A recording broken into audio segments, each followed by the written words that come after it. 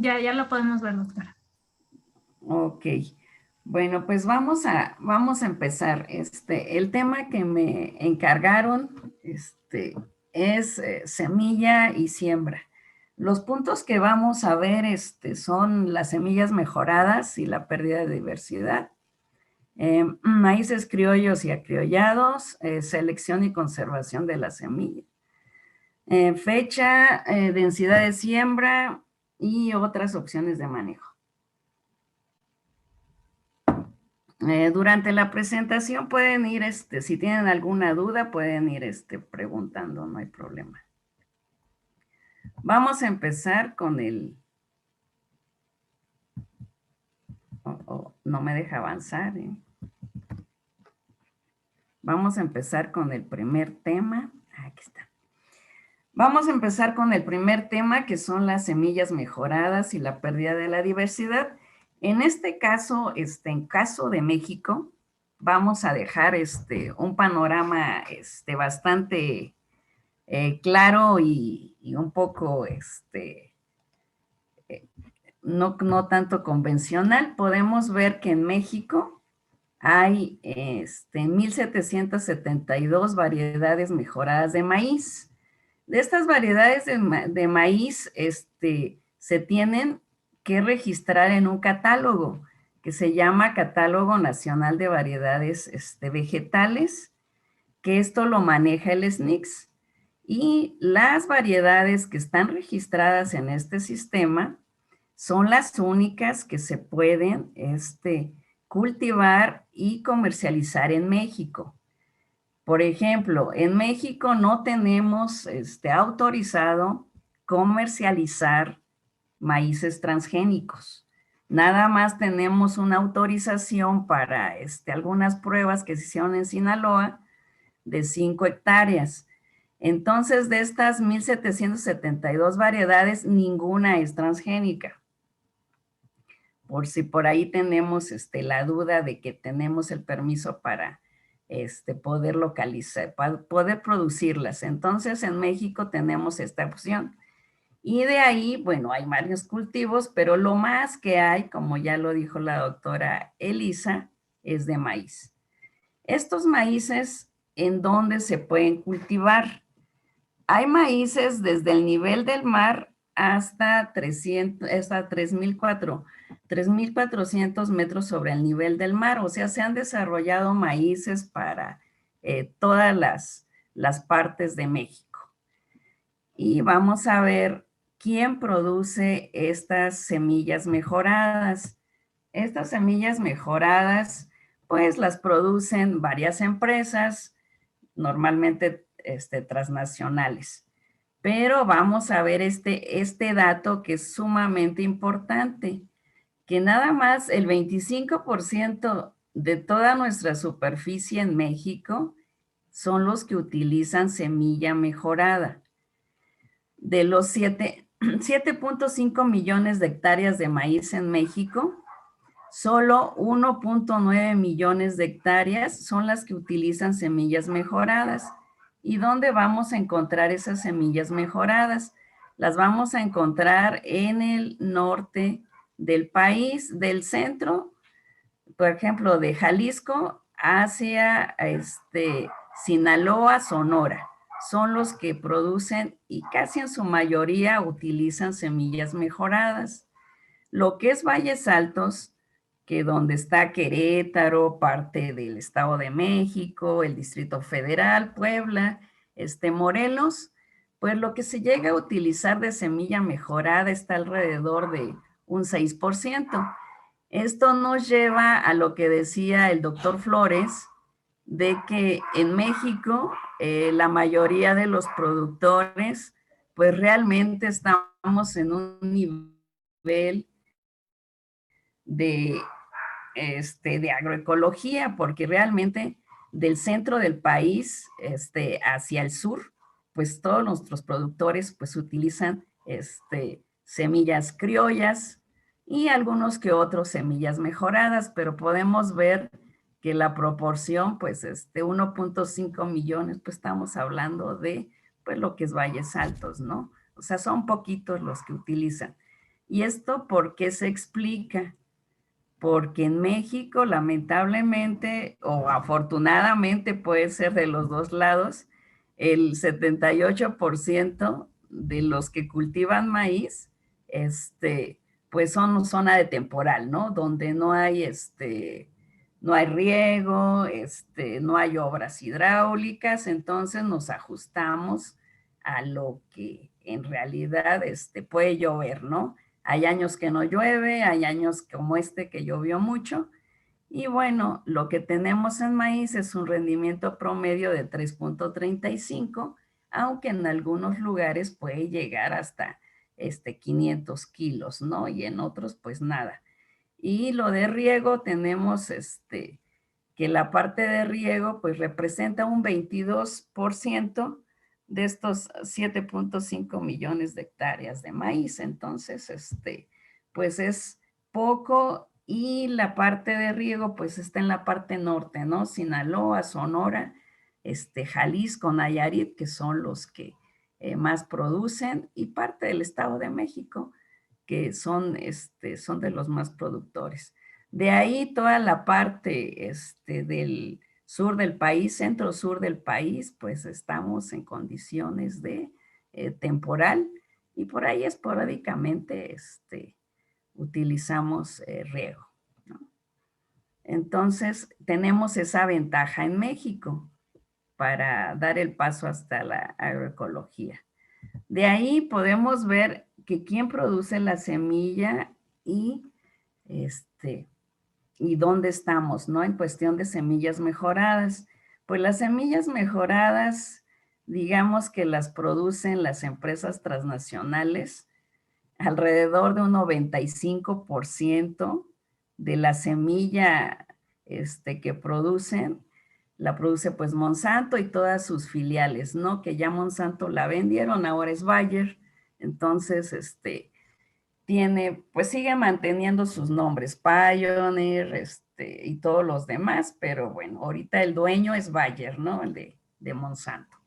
Entonces, ellos producen el 95% de la semilla, la producen aquí en Nayarit, la producen en Sinaloa, una parte la producen en el Estado de México, pero pues son todas las empresas extranjeras, y nada más existe un 5% de la producción de semilla certificada, que la produce pues el INIFAP, y mismo INIFAP tiene alrededor de unas 32 organizaciones de productores muy pequeños que llegan a producir semilla.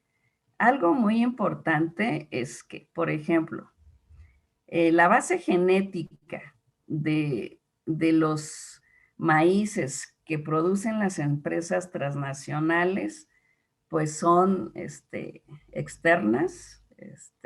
Ellos tienen, por ejemplo, en Estados Unidos, hacen su mezcla de líneas, y podríamos nosotros decir que se han llevado todos nuestros maíces, y etcétera, etcétera.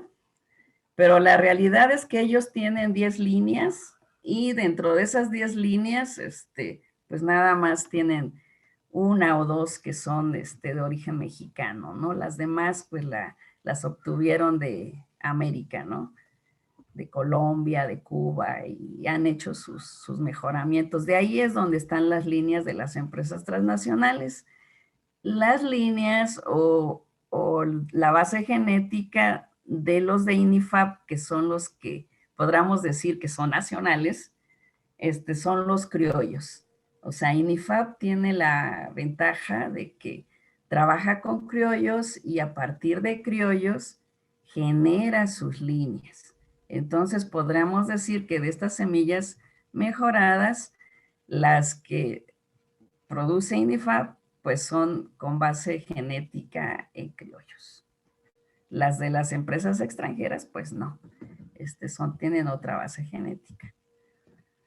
Bueno, ahora vamos a hacer la diferencia entre semilla mejorada y una semilla criolla.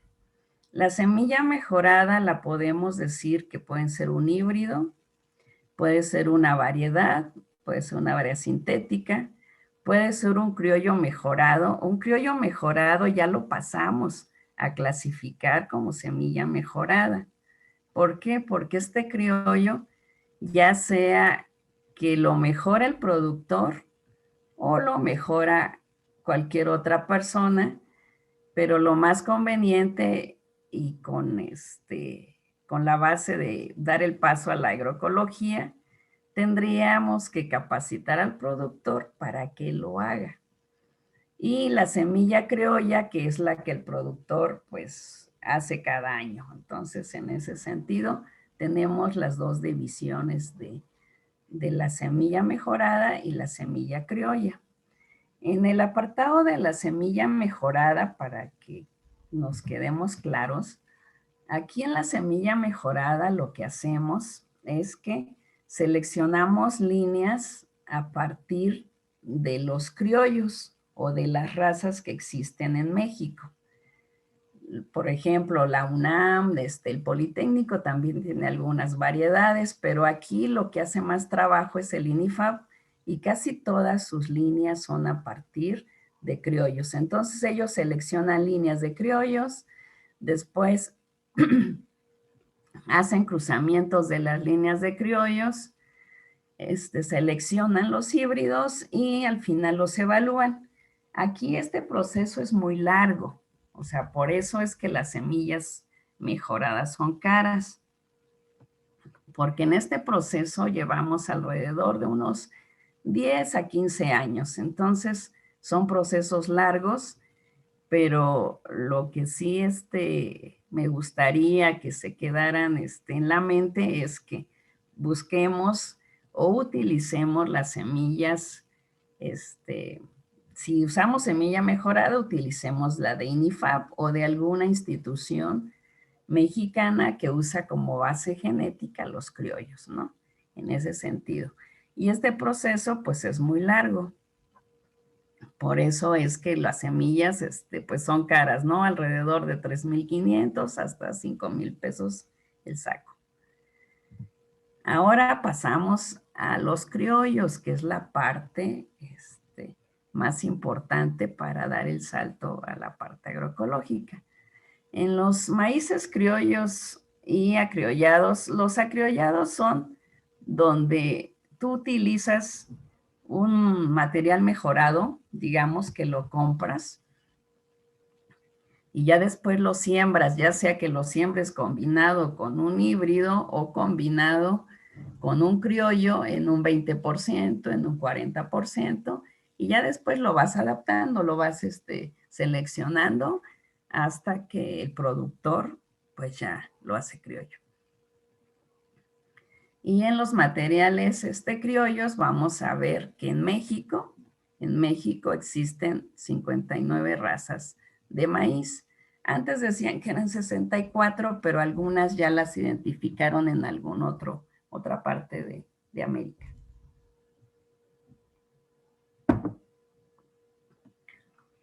Y el mejoramiento de los criollos se hace a partir de estas razas. ¿Qué podemos decir que es una raza? Una raza es algunos individuos, en este caso maíces, que comparten características como el tipo de mazorca, el tipo de grano, la región donde se produce. Entonces, de ahí hacemos que haya muchos tipos. Tenemos desde blancos con diferente tamaño y forma de grano hasta pues varios colores, ¿no? Los azules o los negros. Entonces hay una gran diversidad de maíces en México y dentro de ellos los criollos, que son los que se utilizan para hacer las variedades mejoradas. Entonces también otra alternativa es que nosotros caractericemos a los criollos, que ese es el primer paso. ¿Qué tenemos que ver de nuestro maíz criollo? Tenemos que ver cuánto rinde, tenemos que ver qué tan rústico es, qué tan resistente a la came es, la tolerancia a la sequía. O sea, hay criollos que son bastante tolerantes a la sequía, la cobertura de la mazorca, la altura de la planta, perdón, la precocidad, número de hijos, hojas. ¿Por qué esto también es importante? ¿Por qué? Porque el agricultor, aparte del grano, también utiliza la hoja para los tamales, que es una parte de la industria que es bastante, pues bastante exitosa, ¿no? Todos vemos todos los días en la esquina vendiendo tamales, ¿no? Y para los tamales se necesitan las hojas. Entonces, el tamaño de la mazorca y el tamaño del grano. O sea, esta parte es la que tenemos que empezar a medir, capacitar al productor para que empiece a hacer mediciones y ahora sí tome decisiones en base a lo que pueda medir, porque luego nada más observan, pero no miden. Entonces hay que hacer ese proceso de capacitación al productor para que pueda elegir. Y en base a estas características que ya dijimos, ahora sí podemos dar paso a lo que se llama mejoramiento genético participativo de criollos. Este mejoramiento genético participativo de criollos, lo han venido haciendo desde hace varios años. Hay varios doctores del INIFAP de Chapingo que se dedican a trabajar con personas de Guerrero, Oaxaca, para hacer este mejoramiento participativo de criollos. En lo que se hace, es lo que les comentaba, primero hay que caracterizar al criollo. ¿Eso qué es? Hay que medir estas características.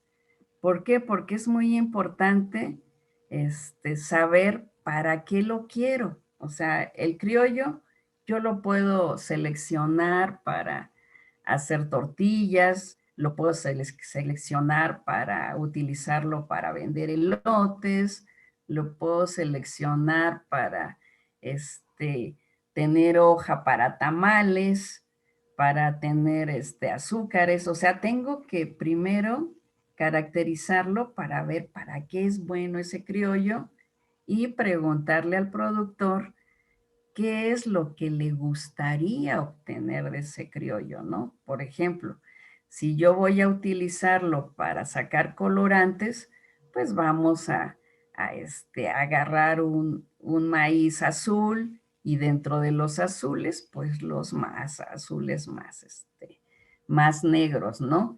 Que también se pueden utilizar para hacer bebidas, para hacer varias cosas, ¿no? Entonces, el primer paso es hacer la caracterización del criollo y preguntarnos para qué lo voy a querer, ¿no? El segundo paso es aplicar las técnicas de mejoramiento, que en este caso serían no unas técnicas agresivas hacia la acumulación de genes para una característica, sino hacerlo que siga conservando su variabilidad, pero que sí mejore su rendimiento, por ejemplo, que mejore que no se caiga y que mejore pues la característica que nosotros queremos. Y ya el siguiente paso sería producir la semilla de ese criollo que nosotros estamos mejorando. Este proceso no lleva tanto tiempo como la semilla mejorada que ya les expliqué, de 10 a 15 años. Este proceso lo podemos iniciar inmediatamente en un ciclo de producción, irlo mejorando hasta 3 o 5 ciclos de producción para ir teniendo nuestro criollo mejorado, ir produciendo nuestra semilla que bien nos puede servir para nuestro uso, para el uso del productor y también para la comunidad donde él esté, ¿no? Esta es una alternativa para ir creando zonas que pueden mejorar su producción con criollos. Y bueno, para hacer estos 3 pasos que ya les mencioné, lo que tenemos que ir empezando a capacitar a nuestros productores, estar con ellos, darles el acompañamiento, es decirles cómo vamos a seleccionar nuestras plantas, porque nosotros, bueno, todos los que hemos sembrado y conocemos los criollos, sabemos que en nuestra plantita de criollos pues hay de todo. Hay plantas pequeñas, hay plantas grandes, hay plantas que se acaman, como esta que está cayéndose. Hay otras que no. Entonces, el primer paso es caracterizarlo, o sea, decir qué altura tiene, que si se acama o no, que si tiene una o dos mazorcas, ¿no? Porque es muy variable. Entonces, ese es nuestro primer paso. Y normalmente nuestros productores lo que hacen es tener así su criollo y bueno, no hacen selección en este momento, sino que ellos lo que hacen es, lo que hace el productor, perdón, aquí, lo que hace el productor es que siembra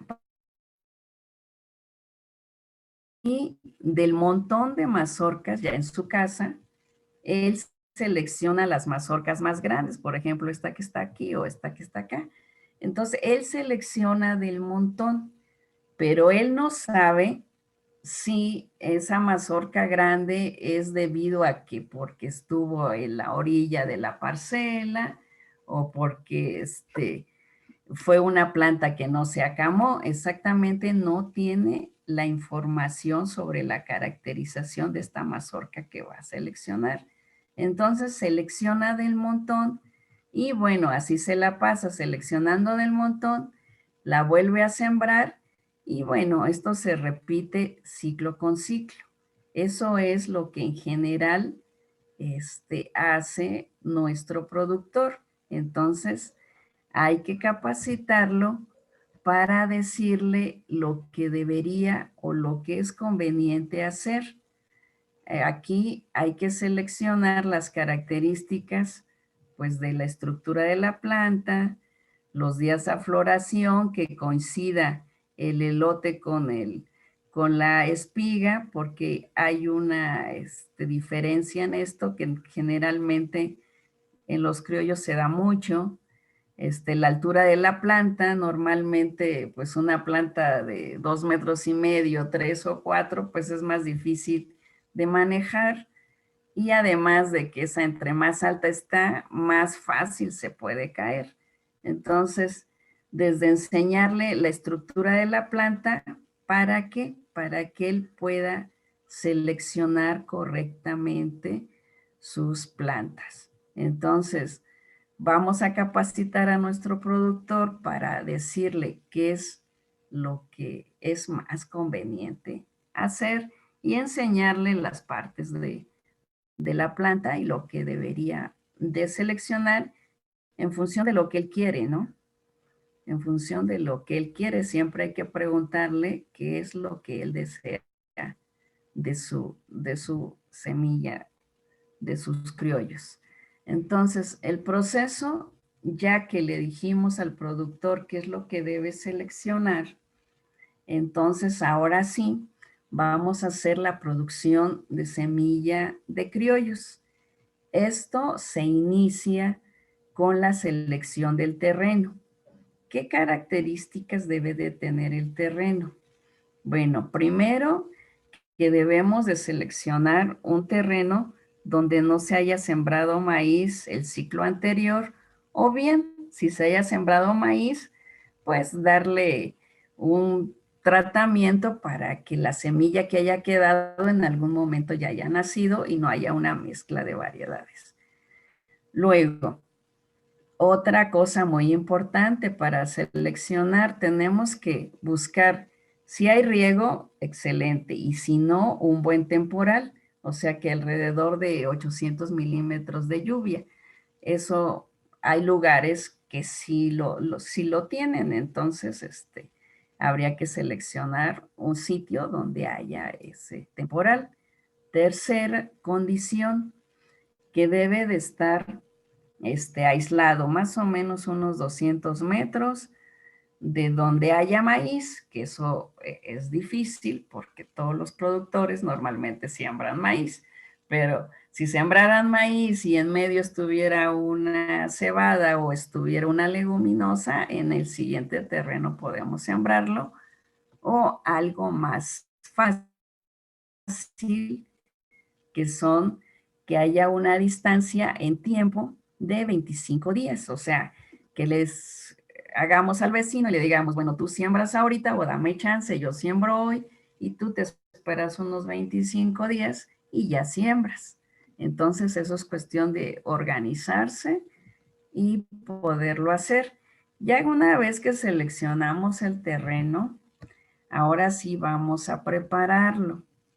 Aquí para prepararlo hay varios métodos, ¿no? Podemos hacer una agricultura tradicional o una agricultura intensiva o una agricultura de conservación.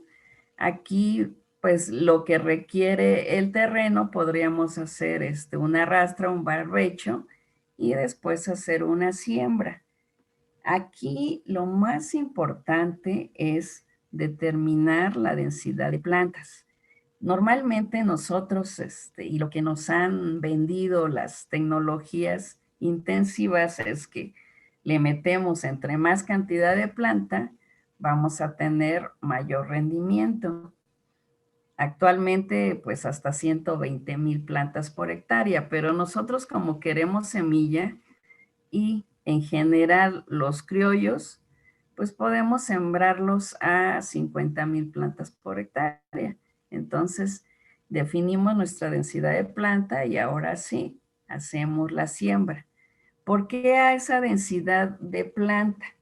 Porque lo que nosotros queremos es que podamos tener al criollo y que pueda expresar todos sus atributos a la máxima expresión. ¿Para qué? Para el que el productor pueda seleccionar, que diga, ah, no, pues sí, voy a seleccionar y entonces los pueda ver bien. Y también, si nosotros seleccionamos por matas, como el productor lo hace, que pone 3 o 4 granos en una mata, para que él dice, bueno, para que nazcan 2, ¿no? Pero al final las deja, porque ya que nacieron le da pena quitarlas, entonces, pues se hace eso y 3 plantas compitiendo por la misma cantidad, pues se crecen muy raquíticas, se acaman más fácil.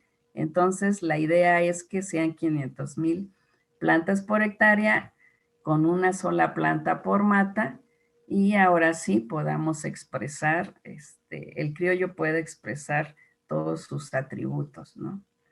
Ya una vez que nosotros hicimos la siembra, aquí es donde es importante. Vamos a hacer cuadros o seleccionar 50 metros y 50 surcos. Vamos a hacer cuadros donde lo mínimo que nosotros requerimos son 2,500 metros cuadrados. Vamos a seleccionar dentro de la parcela y vamos a marcar los surcos, cuidando de no agarrar el de la orilla. Podemos dejar los de la orilla y ahora sí, nosotros contamos nuestros 50 surcos y algo muy importante, hay que enseñar al productor a empezar a tomar datos y a marcar, ¿no? Entonces, tenemos que marcar nuestros surcos, nuestros 50 surcos, medir nuestros 50 metros, de preferencia en la parte central, y ahora sí, empezar a marcar y a tomar datos. A partir de ahí, de nuestros 50 surcos que nosotros hacemos, tenemos que hacer, antes de la floración, tenemos que hacer nuestra selección de plantas. ¿Esto qué es?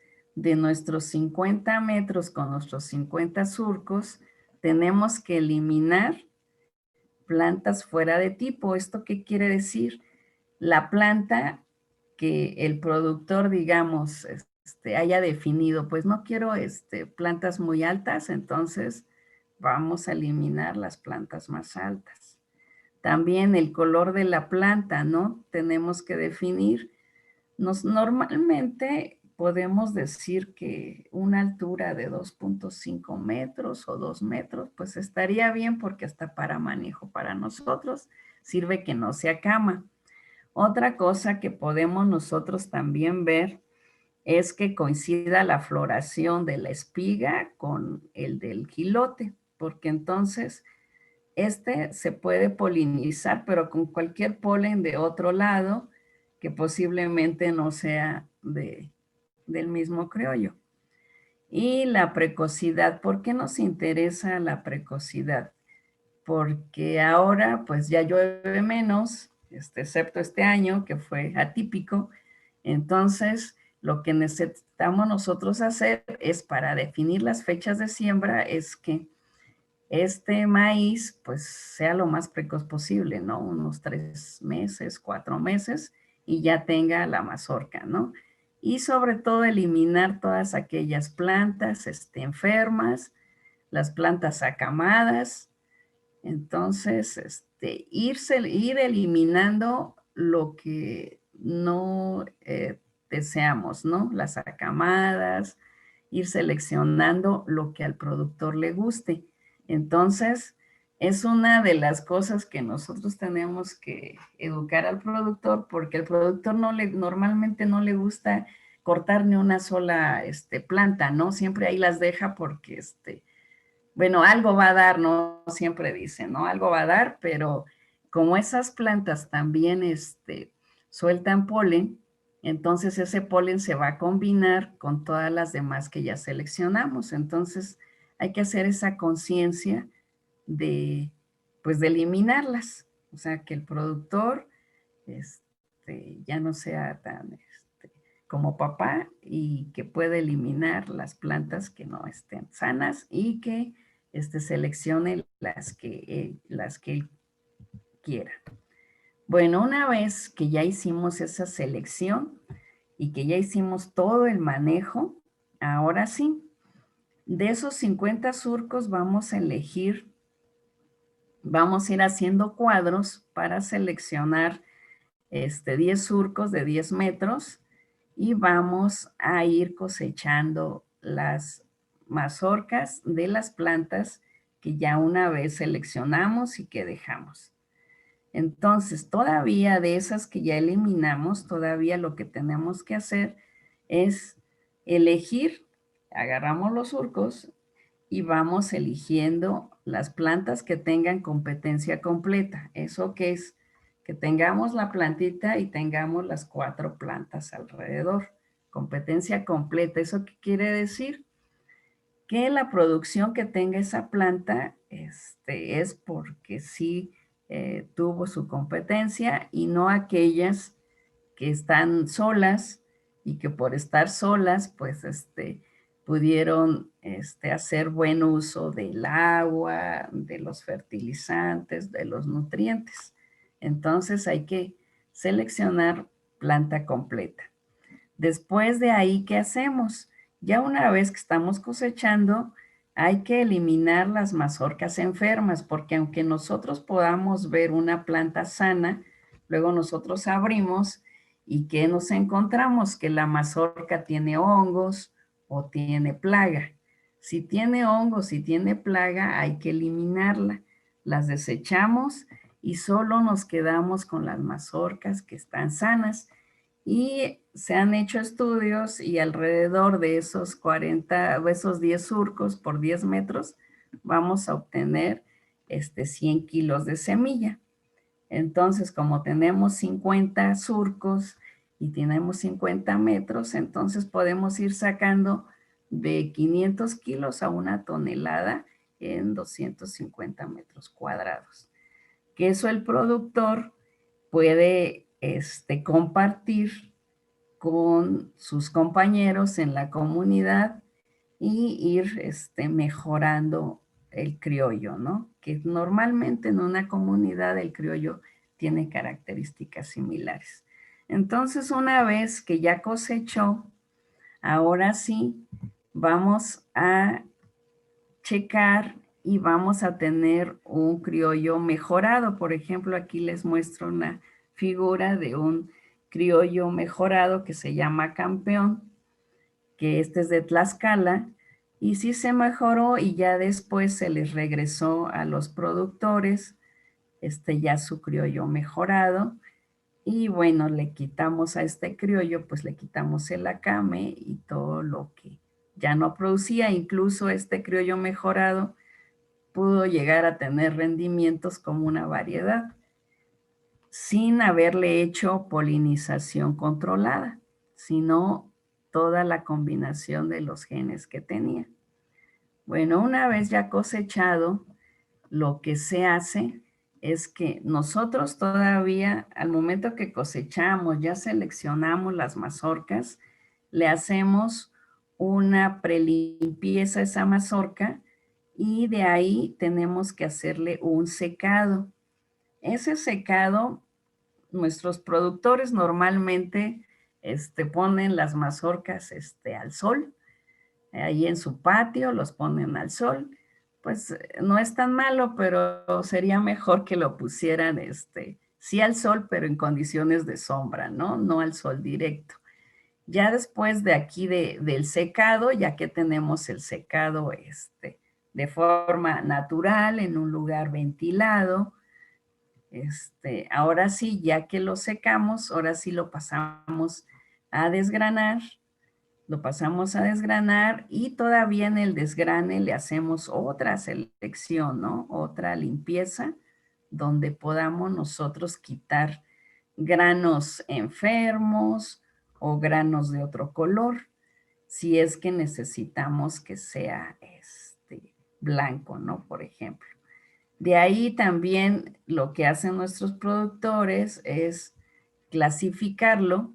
Ellos lo seleccionan entre que desgranan su mazorquita, la parte final es el chico, la parte del inicio del olote es el tamaño grande y la parte del medio es el intermedio. Entonces, lo pueden hacer de forma manual, lo pueden hacer con cribado o bueno, de forma manual. Ya de ahí lo que hace el productor es tratarlo, lo que decía Elisa, de que ahí utilizamos productos químicos como el fosfuro de aluminio, que es altamente tóxico. Entonces podemos utilizar lo que es cempasúchil, lo que es la ceniza, o lo que es algunos productos como ajo molido, cebolla molida, que nosotros en algún momento lo utilizamos para evaluar, para matar gorgojos y palomillas.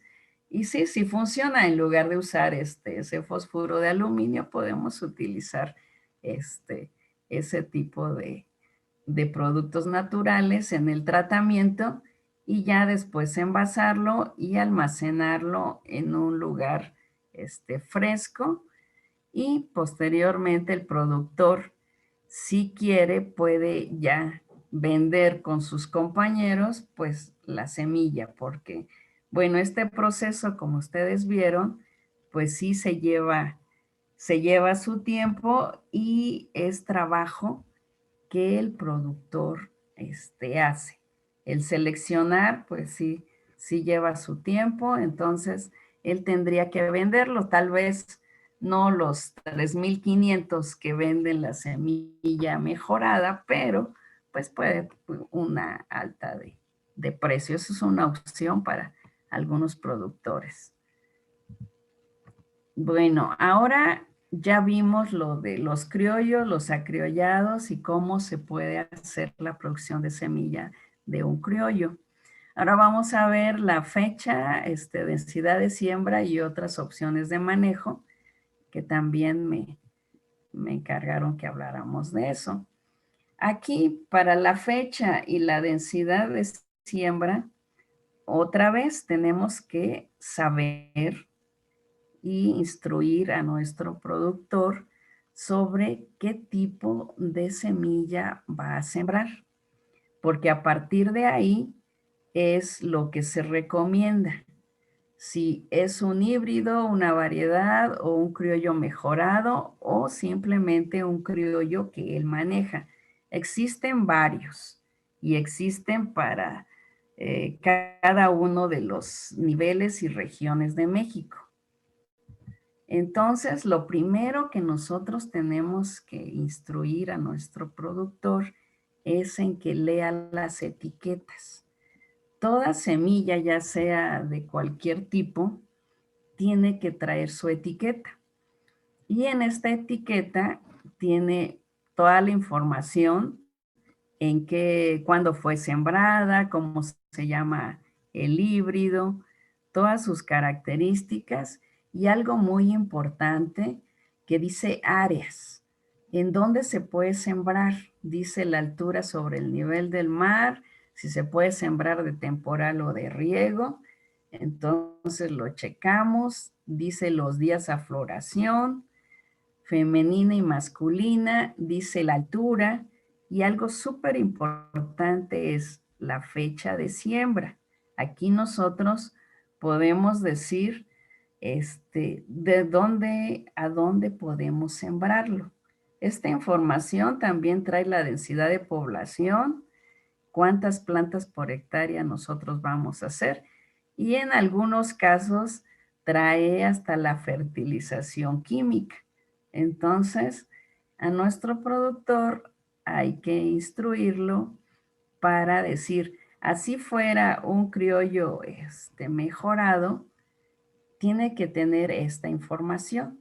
Y esta información se relaciona a la caracterización del criollo que les dije al inicio. El productor tiene que tener esta información, llevar su bitácora y estar anotando sus características, ¿no?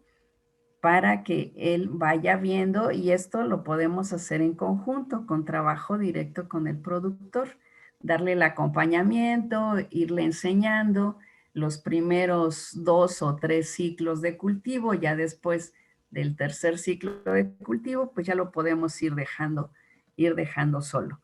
Pero porque luego los productores tienen la costumbre de que no leen estas etiquetas y entonces el vendedor de semilla llega y les dice, pues llévate esto, y lo siembran y al final de cuentas no es un maíz que se adapte a las condiciones, ¿no? Igual que los criollos. Nosotros podemos decir, bueno, llévate un criollo de Veracruz y lo adaptas a valles altos. Pues no va a prosperar ese criollo porque está adaptado a Veracruz. Entonces, luego los productores van a una feria de agroindustrial y dicen, ay, no, pues qué bonito, ¿no? Pues me lo llevo, pero resulta que no se adapta a sus condiciones. Entonces, hay que estar muy atentos a instruir a nuestro productor para que lea las etiquetas. Lea las etiquetas y ahí pueda seleccionar y ver la fecha, la densidad y el tipo de material que va a sembrar. Una vez que ya nosotros elegimos o vimos la etiqueta, tenemos que tomar en consideración esto. Para definir la fecha y la densidad, tenemos que ver la región agrícola. Como les decía, México ya está dividido en zonas de producción, que es el sur, Valles Altos, que es el centro, Querétaro es parte de Valles Altos, el Bajío, que es de Querétaro al siguiente nivel hacia el norte, que es una zona productora fuerte, pero normalmente el Bajío es zona de transición, y nos vamos al norte donde están los más altos productores de maíz. Eso no quiere decir que allá no haya criollos, ¿eh? Así los hay, pero pues se van más por la cuestión de semilla mejorada porque pues es la zona productora. Y bueno, algo muy importante es que, por ejemplo, todo el maíz que se maneja para consumo de tortilla, por lo menos en el centro, pues es el de Sinaloa, el de Jalisco, el de Nayarit.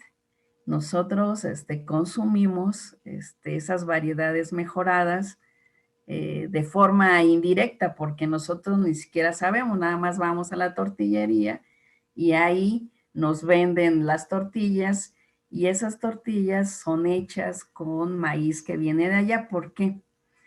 Porque hay estándares que dicen el tamaño del grano, el peso del grano y sobre todo que esté clasificado.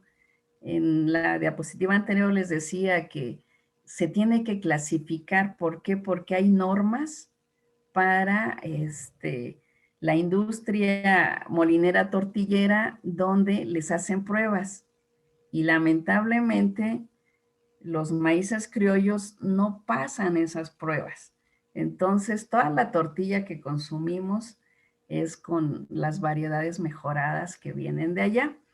Y no es porque los criollos no lleguen a a cumplir esas normas, sino porque al productor hay que capacitarlo para hacer esa clasificación.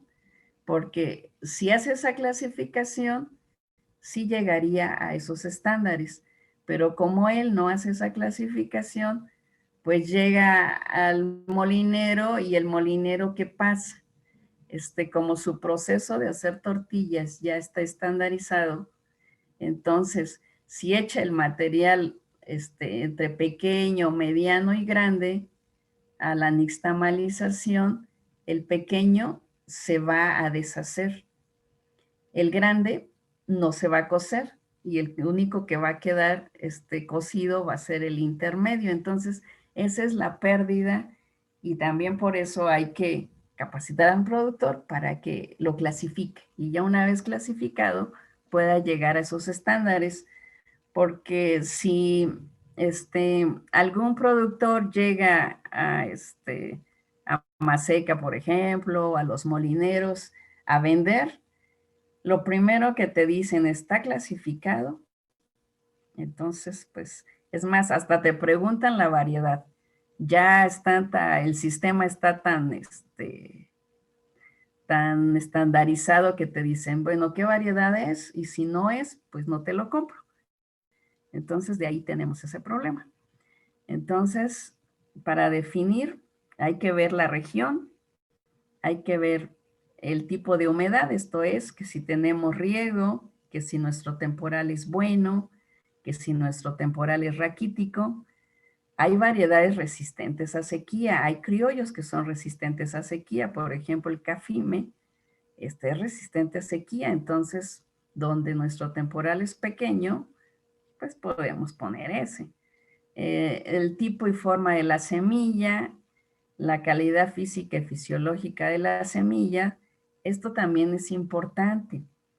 Hay semilla, hay criollos que tienen mucha resistencia al frío, por ejemplo, tienen resistencia a la sequía, o sea que nosotros podemos sembrar, y muchos agricultores así le hacen, siembran, antes en seco, previendo que ya va a llover X, y sí la logran sacar. Y luego también la fertilidad del suelo. Entonces, en base a esto y a otros factores, es como nosotros podemos determinar nuestra fecha de siembra. Y determinar los criollos, podemos ir haciendo grupo de criollos que se requieran a cada región. Luego, la densidad de siembra, ¿esto qué es? La cantidad de semilla que yo voy a utilizar para sembrar una superficie. Normalmente las presentaciones que hay vienen bolsas de 20 kilos, bolsas de 20 kilos. También se acostumbra kilos de semilla por hectárea. También número de semillas por hectárea, plantas por hectárea o lo que normalmente en las zonas rurales hablamos de cuartillos por hectárea. Entonces, para esto hay que enseñar a nuestros productores las equivalencias y cómo es más conveniente sembrar. Lo más conveniente, como ya lo vimos para producción de semilla, de criollos es comentarles que hay que considerar mucho las plantas por hectárea y sembrar una planta cada 20 centímetros o cada 30, pero una. No hacer matas de 3 a 4, que a fin de cuentas esas 3 a 4, pues tal vez una produzca y las demás pues quede muy chiquito. O si quiere zacate o si quiere forraje, pues está bien, ¿no? Entonces, la densidad de siembra, pues esa es la cantidad que hay que enseñarles, porque es uno de los parámetros que los agricultores tienen muy, muy arraigado, ¿no? Que entre más semilla pongan en el suelo, van a tener mayor cantidad de grano, lo cual muchas veces no es cierto, ¿no? Luego, una vez que nosotros sembramos, podemos seleccionar, bueno, ya que elegimos la semilla y la densidad, ahora vamos a seleccionar el sistema que nosotros vamos a utilizar, que ese se define a partir de la preparación del terreno. Podemos usar una labranza tradicional, que es lo que hacen los agricultores. Vamos a aplicar un subsoleo, un barbecho y una rastra. Luego un surcado y hacemos la siembra. La siembra la podemos hacer ya sea manual o la podemos hacer con maquinaria. Esta parte de labranza tradicional, en algunos lugares, ya muy pocos, yo diría, se hace con tracción animal. Ahí sí, pues ya, por lo menos en valles altos ya son muy poquitos los que tienen yunta, ¿no? Ya normalmente se usan tractores y se hacen, ustedes pueden ver cuántos pasos de maquinaria, pues se hacen 5 pasos de maquinaria para sembrar, lo cual no es tan benéfico para el suelo porque destruimos la textura y la estructura y hasta en algunos casos la fertilidad. Por eso tenemos labranza tradicional, que es lo que hacen nuestros agricultores, y también podemos tener una alternativa que es la labranza mínima. Aquí lo único que nosotros podemos hacer es reducir los pasos de maquinaria en el suelo, como hacer nada más un subsoleo, una rastra, y después hacer nuestra siembra. Esto también nos lleva a disminuir menos el daño hacia el suelo, podemos conservar la estructura y bueno, eso nos lleva también a conservar la parte biológica de nuestro suelo, ¿no? Como podemos ver, aquí se ve bastante rastrojo que todavía se le quedó. Y también existe otra que es la labranza cero, donde nosotros no hacemos más que este paso, que es la siembra, y se hace con sembradora y ya no movemos nada de suelo. Nada más que la labranza cero, en algunas ocasiones unos productores nos decían que tiene consecuencias porque como el rastrojo queda arriba, se crea mucha plaga. Entonces, entre plagas y hongos, que se quedan en el suelo y luego pasan al grano. Entonces, hacemos una cosa, no destruimos el suelo, conservamos el suelo, pero la calidad de nuestro producto final se ve afectada. Entonces, habría que hacer más estudios para controlar esa parte. Entonces, ya una vez que elegimos qué vamos a hacer, labranza mínima o labranza tradicional, ahora sí procedemos a preparar nuestro suelo y hacemos lo que es la siembra. La siembra puede ser manual o mecánica, dependiendo de las características de nuestro suelo, y utilizar densidades de población.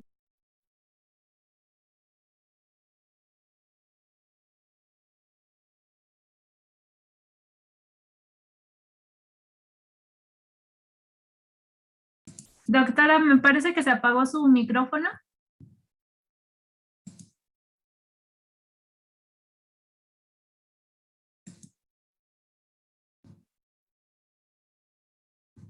A ver, Ya, ya, ya parece que ya lo quité. ok. ¿Sí? Entonces estamos hablando aquí de la densidad de población que se refiere al número de plantas que vamos a tener. Entonces, en un híbrido o una variedad, nosotros podemos tener de 62.500 a 70.000 plantas por hectárea. Y lo que más interesa es los criollos. Aquí en los criollos siempre les recomendamos 50.000 plantas por hectárea a un solo surco. Los híbridos sí podemos tenerlos en doble hilera, pero los criollos hay que tenerlos a un surco. Bueno, ahora nada más vamos a hablar de otras opciones de cómo poder manejar y hacer más eficiente nuestras prácticas agrícolas.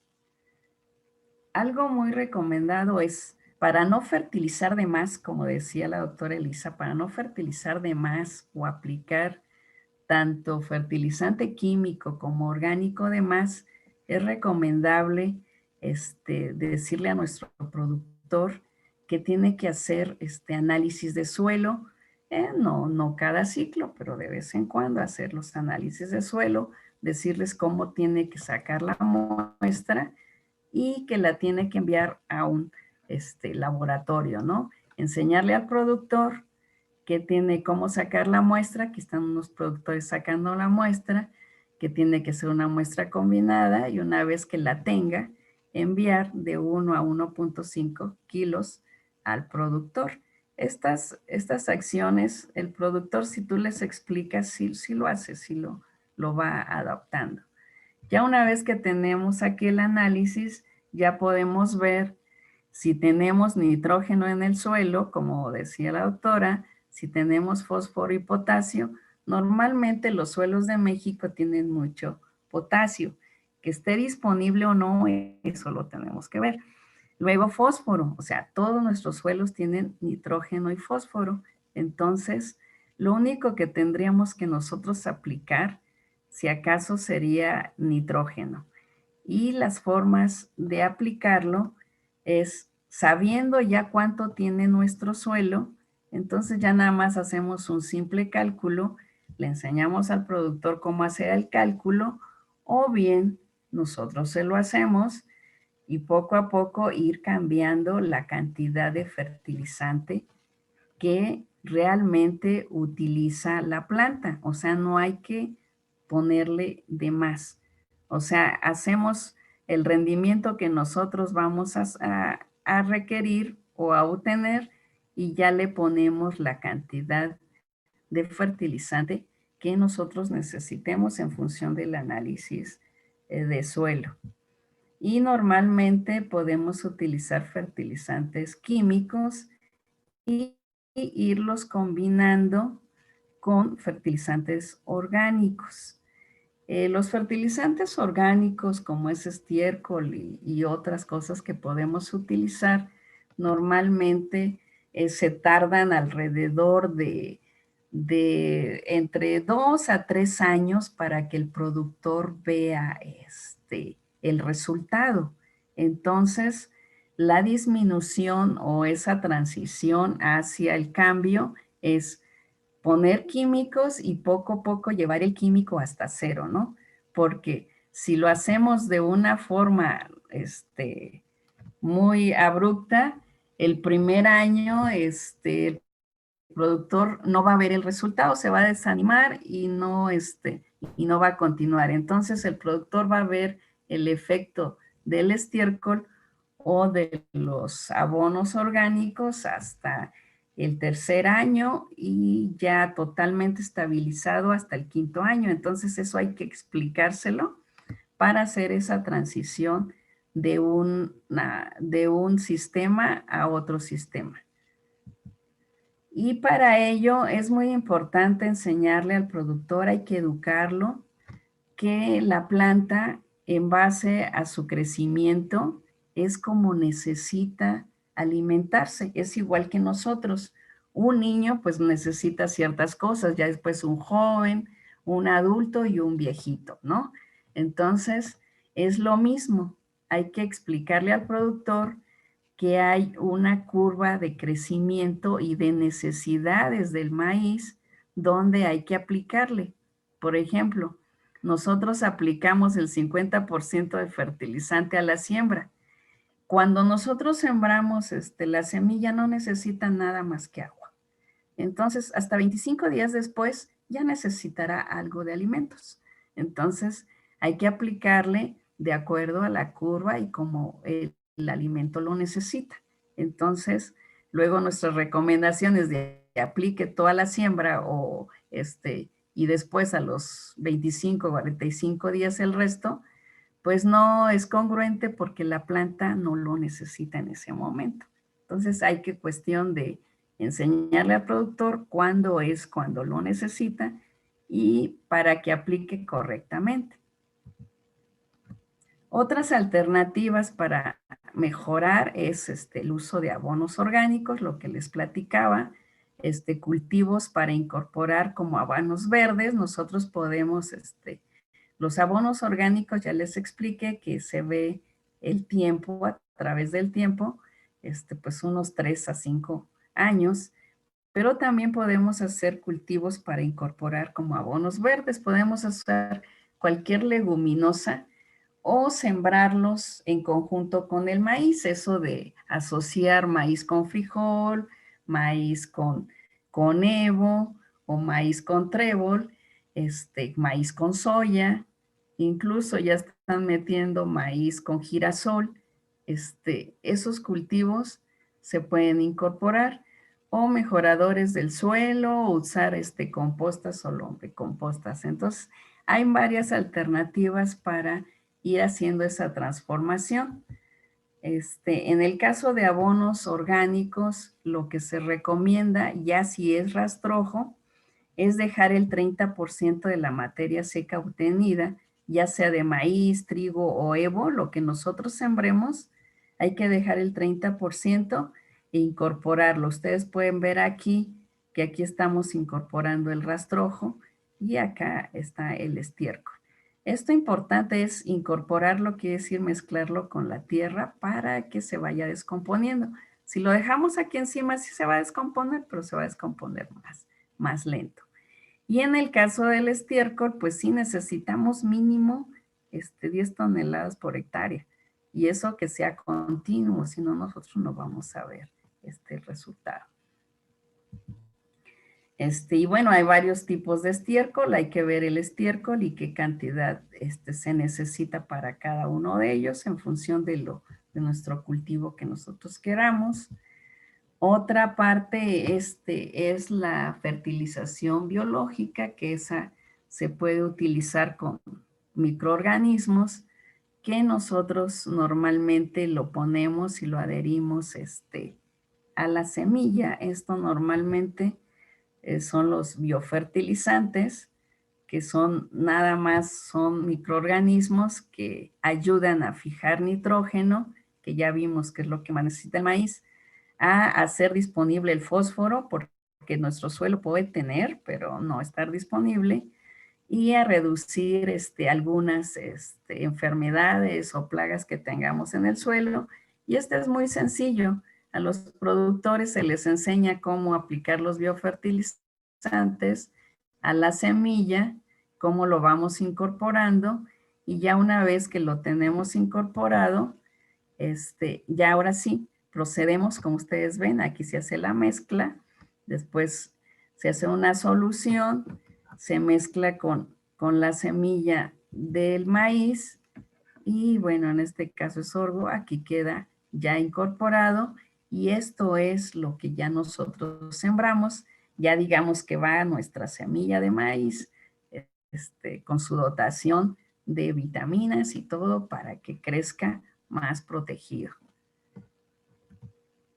Y aquí podemos ver una foto de ese efecto, ¿no?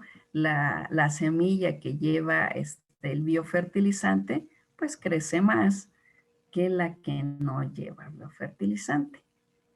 Y esas serían las opciones para producir con un poco y más cuidado al ambiente.